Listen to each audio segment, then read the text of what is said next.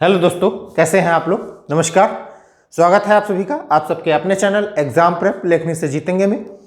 और हम आप लोगों को समास पढ़ा रहे थे ना, और समास में हमने आप लोगों को कई सारे समास बता दिए थे। फिर हम आ गए थे तत्पुरुष समास में। तत्पुरुष समास के कई सारे भेद होते हैं, ये भी हमने बताए थे आपको। तो आज उन्हीं भेद, जो उन्हीं प्रकार हैं काइंड ऑफ तत्पुरुष, ठीक है, तत्पुरुष समास के जो प्रकार हैं उन्हीं प्रकार में हम चर्चा करेंगे। किसके? न्याय तत्पुरुष समास के।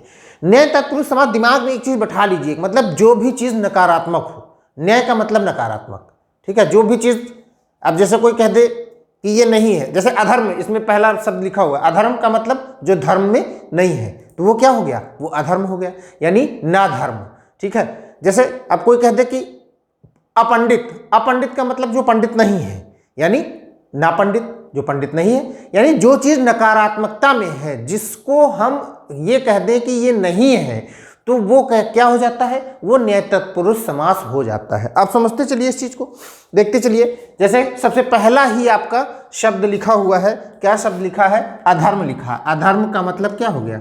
ना धर्म, ठीक है। ये क्या है? ना इष्ट, अनिष्ट। अनिष्ट का मतलब क्या हो गया? ना इष्ट, जो इष्ट नहीं है, ठीक है, मतलब जो शुभ नहीं है, वही तो अनिष्ट हो गया। अनावश्यक, ना आवश्यक, जो आवश्यक नहीं है वो क्या हो गया? अनावश्यक हो गया, ठीक है।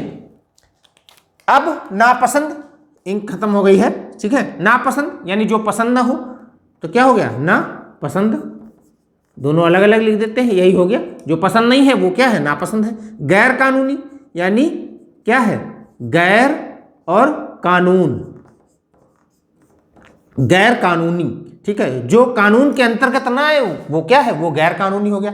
इसमें लिखा हुआ है जिस समास के पूर्व पद निषेधात्मक या नकारात्मक शब्द आ, अन, न, ना, गैर आदि से लगे होते हैं, वो क्या हो जाते हैं? वो आपके न्याय तत्पुरुष समास। जैसे गैर वाजिब, यानी जो वाजिब ना हो, यानी क्या हो गया? गैर और वाजिब कह सकते हो, ना वाजिब कह सकते हो, ठीक है, ना वाजिब, ठीक। देखो कुछ भी कठिन नहीं है, हम हर क्लास में एक बात कहते हैं, कठिन कुछ भी नहीं है। आप बस दिमाग में बैठा लो कि ये सरल है और इसे सीखना है हमको, ठीक है। गोचर, ठीक है, एक गोचर होता है, अगोचर, यानी जो गोचर ना हो, यानी ना गोचर हो जाएगा। यहाँ पे क्या हो जाएगा? ना गोचर, जो गोचर ना हो वो क्या है? अजन्मा, यानी ना जन्मा, जिसका जन्म ना हुआ हो, ठीक है, ना जन्मा। अचल यानी ना चल, जो चल ना रहा हो। अचल मतलब जो चलता ना हो, अचल हो गया, सीधी सी बात है, ठीक है। अनेक, ना एक, जो एक नहीं है वो क्या है? अनेक है, यानी तमाम है वो, ठीक है। अनपढ़, अनपढ़ का मतलब ना पढ़ा हुआ, ना पढ़, ठीक है। अनंत, ठीक है, जिसका अंत ना हो, यानी इसको क्या लिख सकते हैं हम? ना अंत, ना अंत, जिसका अंत नहीं है वो क्या है? अनंत हो गया। अनभिज्ञ, ठीक है, जो क्या हो? भिज्ञ ना हो, यानी ना भिज्ञ। एक चीज दिमाग में बैठा लीजिए और सोच लीजिए, सब में क्या आ रहा है? ना ना ना ना ना, मतलब नकारात्मक है, जो चीजें नकारात्मक। जैसे ना भिज्ञ, अनभिज्ञ का मतलब जो कुछ नहीं जानता हो, और भिज्ञ का मतलब जो सब कुछ जानता हो, यानी जो सब कुछ जानता है वो भिज्ञ है, और इसी के आगे ना लगा दो, जो नहीं जानता है वो अनभिज्ञ हो जाता है, ठीक है। तो ये क्या? नकारात्मक हो गया, ठीक है। अन्याय, ठीक है, ना न्याय, जो न्याय ना हो वही अन्याय है। अनुचित, ठीक है, ना उचित, ठीक है। अपवित्र, ना पवित्र, जो पवित्र ना हो। देखो बहुत सरल चीजें हैं। अब्राह्मण यानी ना पंडित, ना ब्राह्मण।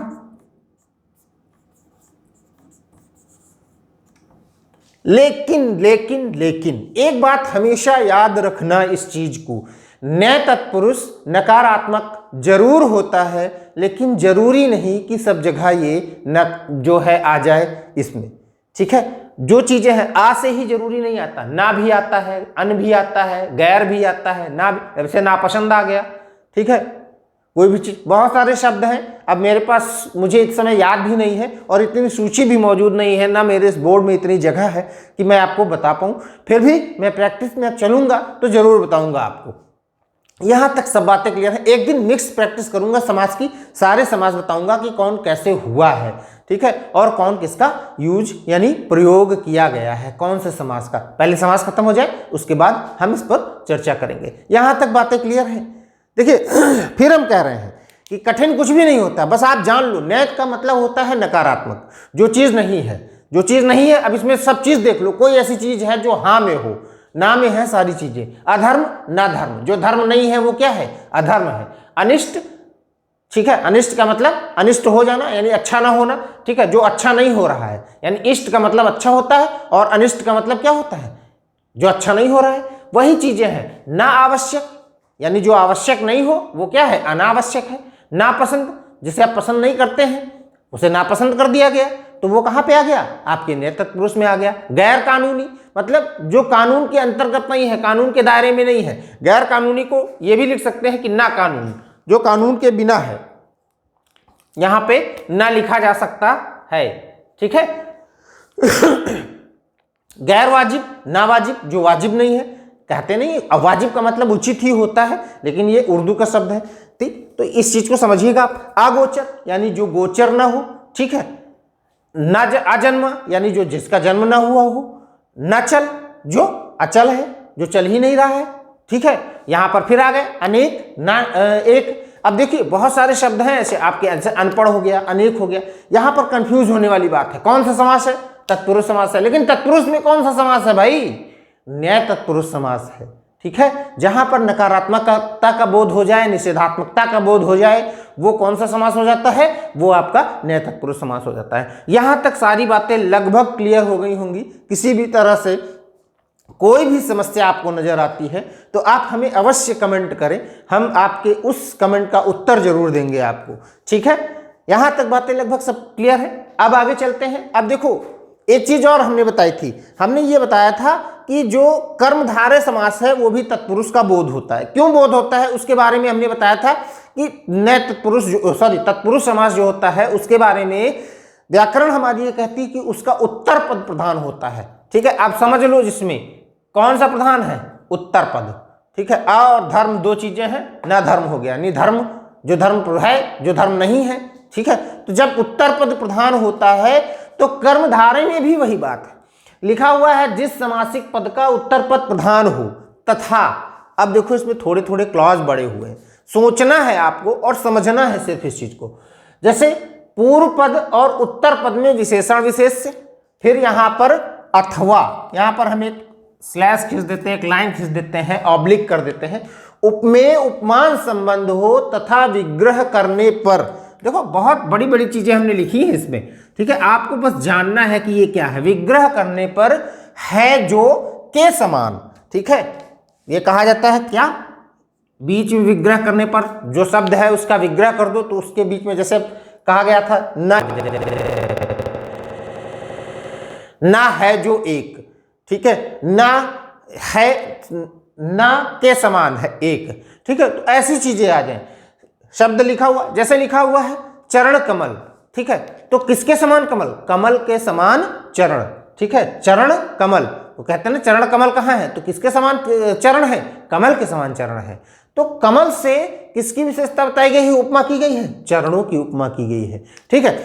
अब सबसे बड़ी चीज ये होती है कि हम लोग जब पढ़ते चले आते हैं तो सब ये उपमेय उपमान विशेषण विशेष्य ये सारी चीजें हम लोगों को क्लियर नहीं होती हैं, ठीक। तो हमने यहाँ पे एक एक लाइन में सबका वर्णन किया, बहुत ज्यादा मतलब समझ लीजिए कि कठिनाई नाम का कुछ भी नहीं है, एक एक लाइन में वर्णन करने का मतलब आप समझ रहे। अब देखो लिखा हुआ है उपमेय क्या है, जिसका वर्णन किया जाता है, किसका वर्णन किया जा रहा है, चरण का, ठीक है। और उपमान क्या है, जिससे तुलना की गई है, किससे तुलना की गई है, कमल से, ठीक है। अब किससे तुलना की गई है, कमल से तुलना की गई है, तो कमल क्या हो गया, उपमान हो गया, ठीक है। कमल इसके सामने हमने लिख दिया। और ये क्या हो गया आपका, ये हो गया आपका चरण हो गया। भैया दो चीजें याद रखिएगा, है ना, क्या, उपमेय और उपमान।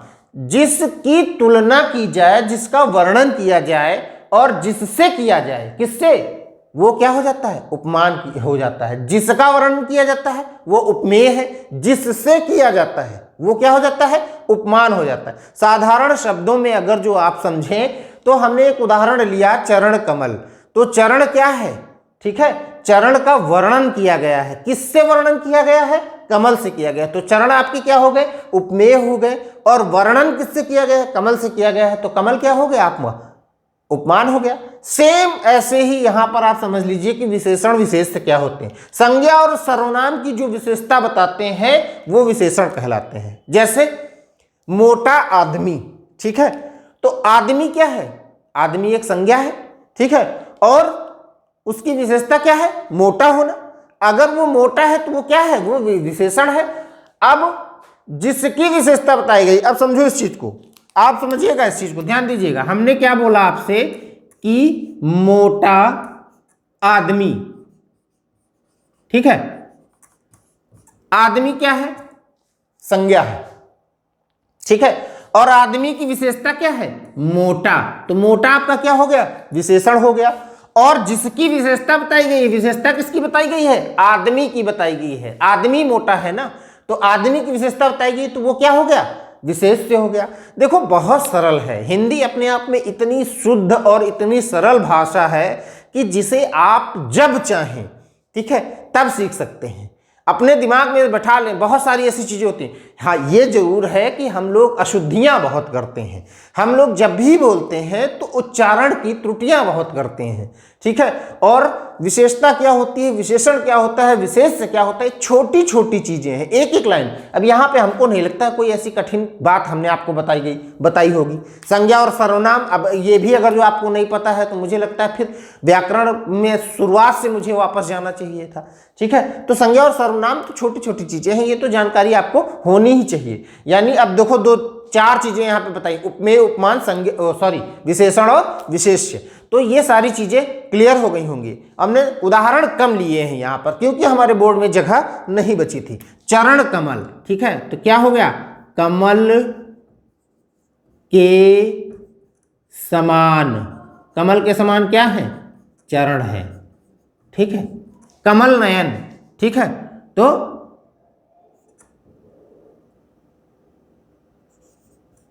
कमल के समान नयन, ठीक है। प्राण प्रिय, ठीक है, प्राणों के समान प्रिय, प्राणों के समान प्रिय, ठीक है। चंद्र मुख, यानी चंद्र के समान मुख, ठीक है। सारी चीजें क्लियर। देखो कुछ भी कठिन नहीं है, हमने आपको बताया। अब यहां पर अब ये दिमाग में अपने बैठा लो ये चीज कि विशेषण विशेष से उपमा, उपमेय, उपमान, विशेषण विशेष से उपमेय, उपमान, विशेषण विशेष से उपमेय, उपमान, ये सारी चीजें यहां पर आपके दिमाग में बैठ जानी चाहिए कि होता क्या है। अब आप समझ लो कि वर्णन जिसका किया गया है, यानी जिसके बारे में बताया गया है, चरणों के बारे में बताया गया है, और जिससे वर्णन किया गया है, जिससे उसकी कंपेरिजन किया गया है, जिससे उसकी तुलना की गई है, यानी किससे की गई है, कमल से की गई है। तो वो कमल क्या हो गया आपका, वो उपमान हो गया, और चरण क्या हो गया, वो उपमेय हो गया। ये उपमेय उपमान याद रखिएगा भाई साहब, जब आप अलंकार पढ़ेंगे तो उपमा अलंकार में यही सारी चीजें आपको काम आने वाली हैं, ठीक है। विशेषण विशेष क्या, विशेषण विशेष से आप समझ गए, संज्ञा और सर्वनाम क्या होते हैं, वो विशेषता बताते हैं, ठीक है। तो संज्ञा और सर्वनाम की संज्ञा और सर्वनाम विशेषता नहीं बताते, संज्ञा और सर्वनाम की विशेषता जो बताई जाती है वो विशेषण है, और जिसकी विशेषता बताई जाती है यानी संज्ञा और सर्वनाम जो है वो आपके क्या है, विशेष से हो गए, ठीक है। इसके अलावा भी और चीजों की विशेषता बताई जाती है, इसलिए विशेष में संज्ञा और सर्वनाम का सिर्फ जिक्र नहीं किया गया है, और भी तमाम सारी चीजें होती हैं। अब नीचे लिखा हुआ है मृग नयन, ठीक है। अब मृग नयन का मतलब ये नहीं हो गया कि हिरण के नयन, हिरण के समान यानी मृग के समान नयन, किसके समान, मृग के समान नयन। देखो यहाँ पे लिख देते हैं, हम कोशिश कर रहे हैं, मृग के समान, किसके समान नयन है, मृग के समान नयन है, यानी मृग के जैसे नयन है। लाल मणि, ठीक है, लाल मणि, लाल मणि मतलब लाल है जो मणि, ठीक है। अब देखो यहां पे एक चीज बदल गई, ये यहां पर क्या आ रहा था, के समान, के समान, के समान, वहां पर आ गया है जो, ठीक है, लाल है जो मणि। अब यहां पर क्या हो गया, नीला है जो कंठ, नीला है जो कंठ, ठीक है। महान है जो पुरुष, महान है जो पुरुष।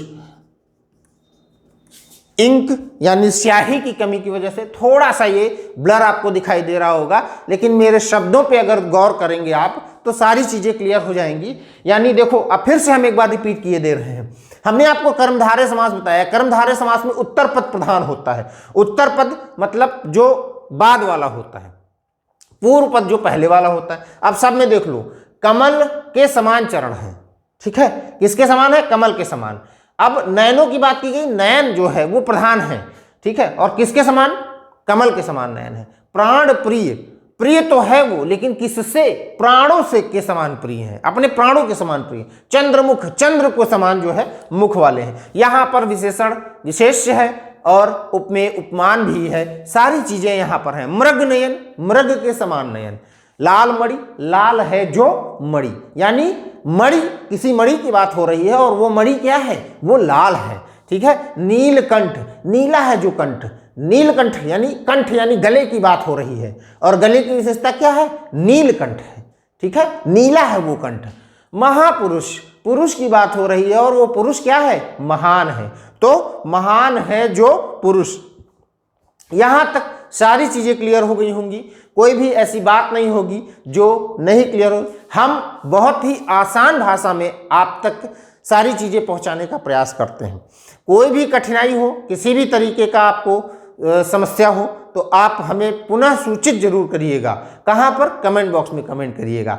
मैं टेलीग्राम चैनल पे भी हूँ, आपको मिल जाऊंगा वहाँ पर। मैं इंस्टाग्राम पे भी आपको मिल जाऊंगा, वहाँ भी आप मुझे फॉलो कर सकते हैं। आप अगर जो पब्लिकली यानी सबके सामने आप मैसेज नहीं कर पा रहे हैं, आपको समस्या हो रही है, तो आप इंस्टाग्राम पे मुझसे कांटेक्ट कर सकते हैं। आप मुझसे फेसबुक पेज मेरा है, उस पर भी कांटेक्ट कर सकते हैं। आपको सारी चीज़ें एग्जाम प्रेप लेखनी से जीतेंगे नाम से ही मिलेंगी, कोई भी ऐसी चीज़ इससे इतर नहीं मिलेगी, ठीक है।